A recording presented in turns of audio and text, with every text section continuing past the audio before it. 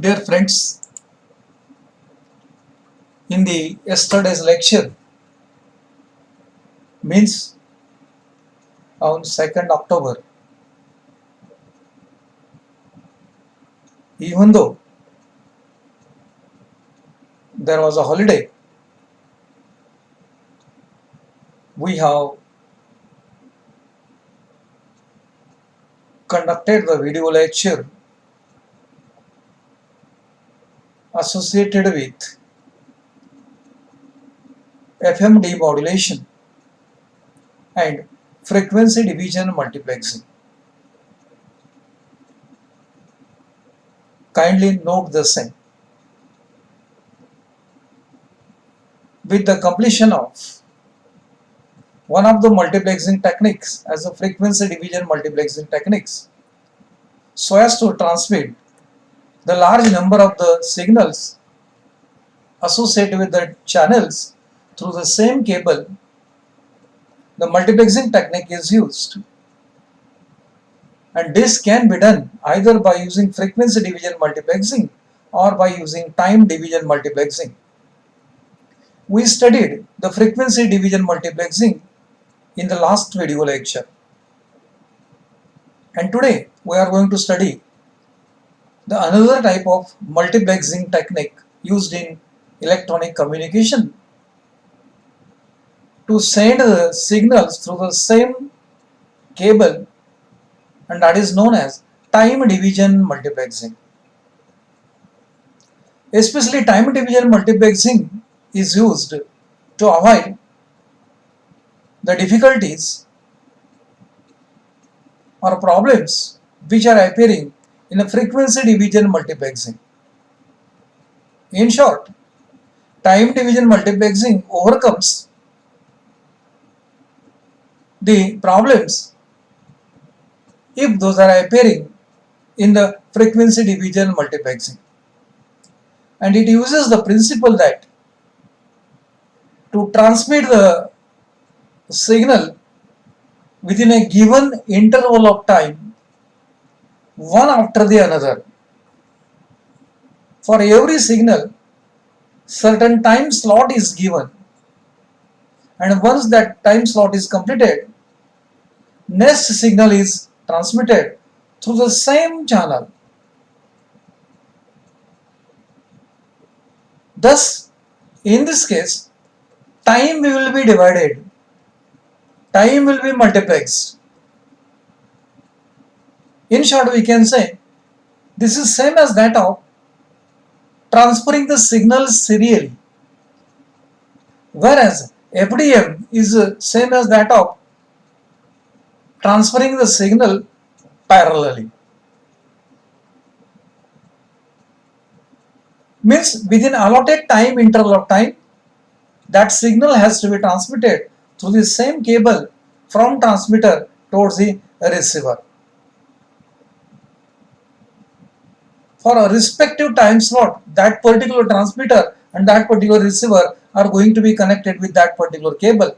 Once that time has been over, next transmitting signal and its corresponding receivers are going to be connected, and this process is repeated as per number of the signals which are required to be transmitted. So this is the principle that is used in time division multiplexing. Let us describe the same with block diagrammatically by studying how to avoid the difficulties which are arising in the frequency division multiplexing. Friends, frequency division becomes complicated when number of signals to be transmitted increases. That is the first problem in frequency division multiplexing, and that is if the number of signals becomes more, the system becomes complicated, and that's why additional circuitry is required at a transmitter and at receiver end. Also, bandwidth required increases and its stability decreases. Due to increase in bandwidth, naturally stability decreases. So these are the difficulties which are associated with the frequency division multiplexing. and these difficulties are eliminated by using time division multiplexing. That means these difficulties are eliminated in TDM. In TDM, each signal is transmitted with a sample sequentially and resulting pulse code is used to modulate the carrier. Some carrier frequency is used to transmit the different pulses sequentially one after the other so that each signal has allotted time slot in a transmission. Means for every signal the specific time is allotted. Within that particular specific time, only that signal has to transmit from transmitter toward the receiver after completion of the modulation. As only one signal is modulated and the carrier at a time,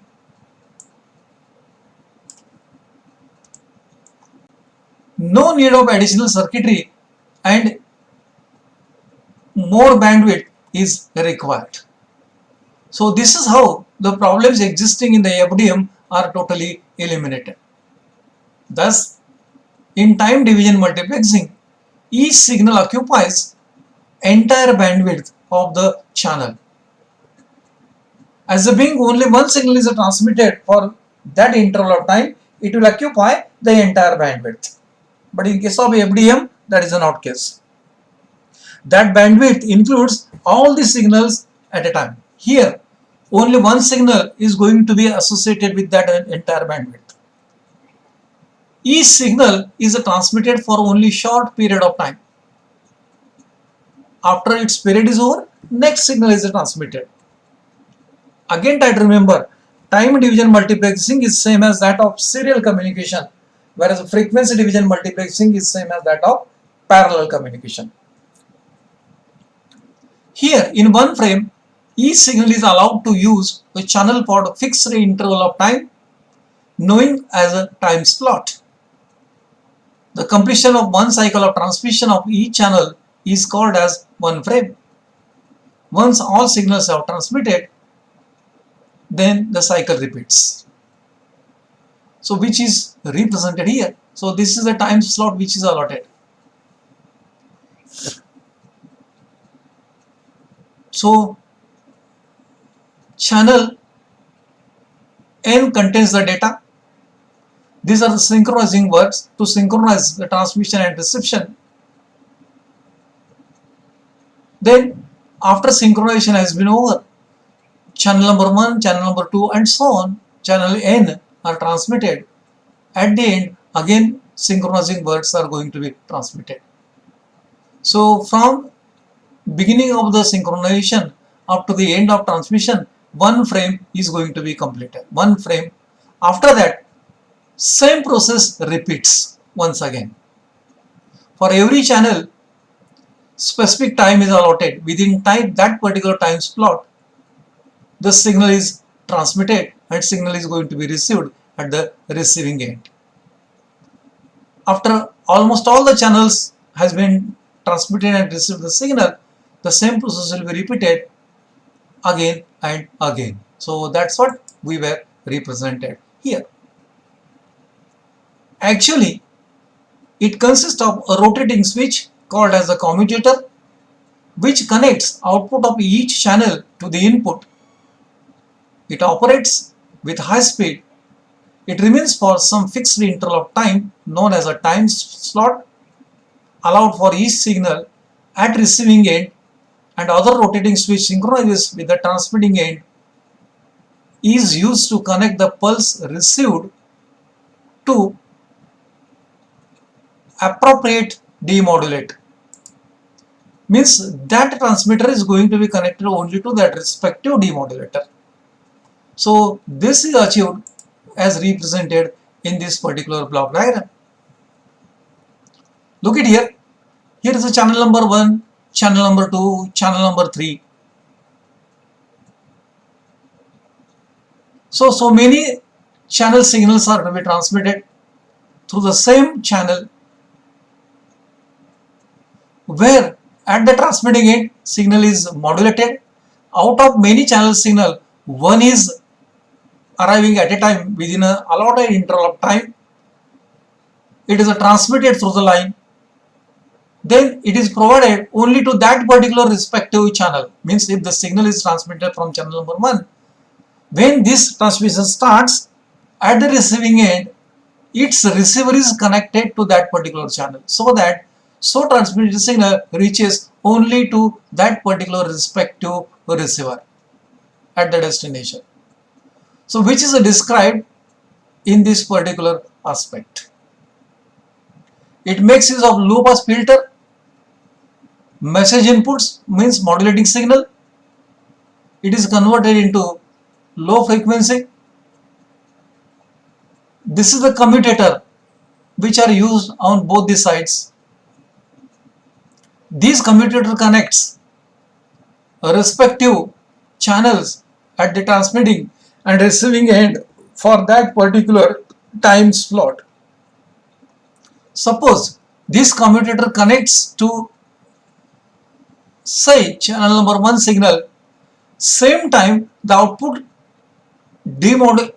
commutator also connects to the channel number 1, means this channel and this channel are going to be connected by means of an commutator. How this is done?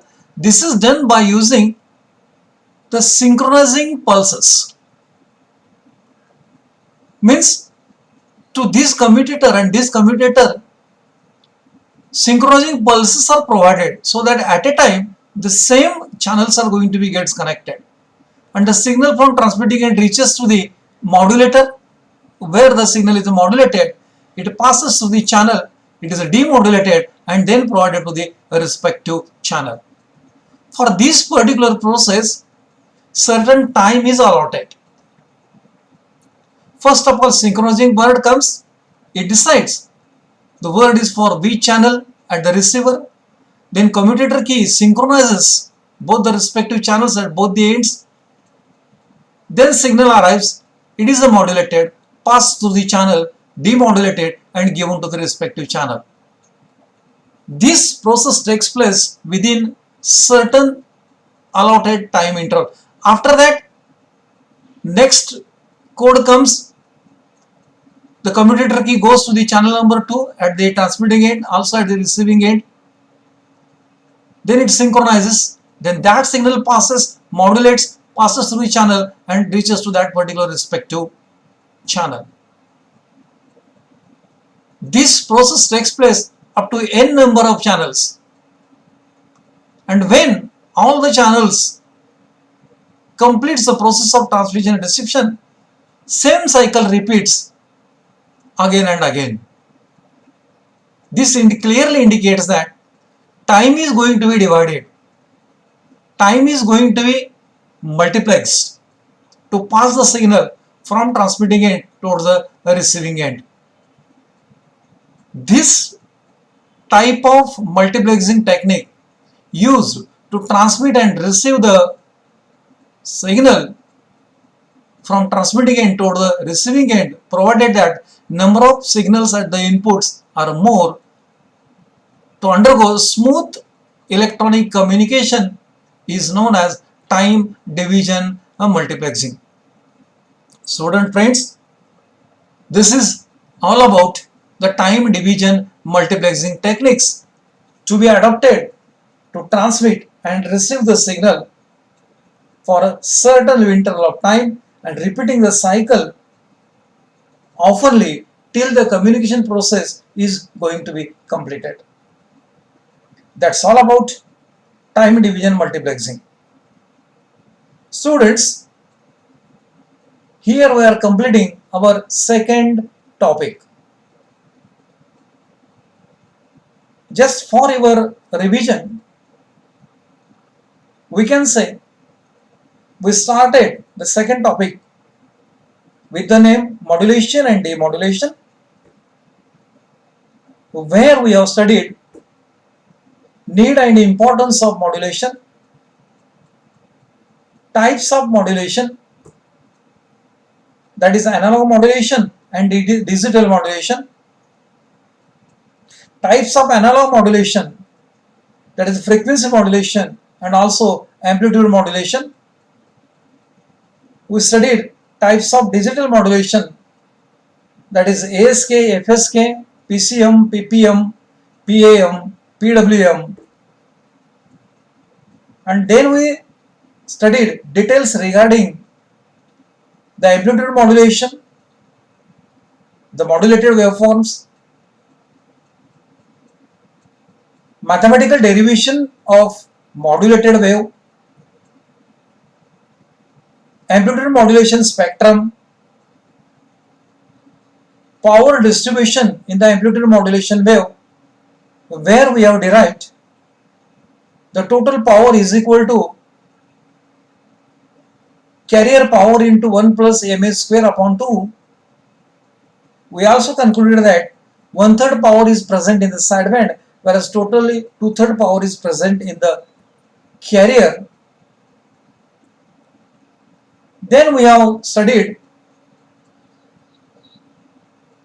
concept of transmitting the DSB by suppressing the carrier wave, concept of SSB to reduce the bandwidth, and also a special concept of vestigial sideband that is used only for the television communication. After that, we have studied the conceptual aspect of amplitude shift keying, frequency shift keying,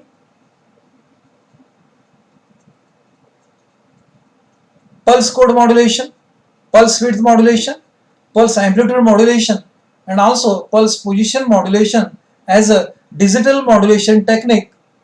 Obviously, after studying the frequency modulation, its waveforms, its modulation index, and also the necessary mathematical deviation that decides the output of frequency modulated wave. Then we have studied the demodulation techniques. One, envelope detector, that is used to detect the amplitude modulated wave, and second one is the ratio detector as a discriminator used to detect the frequency modulated wave. At last, we have covered how large number of signals are transmitted through the same cable by choosing the frequency division multiplexing or by using the time division multiplexing.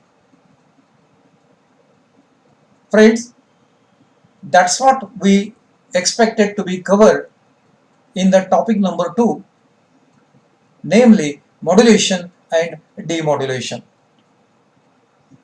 If you have got any queries, any difficulties, any doubts, any problem, you may ask at any time. Again, my mobile number, my mail ID, WhatsApp group which we have formulated, and also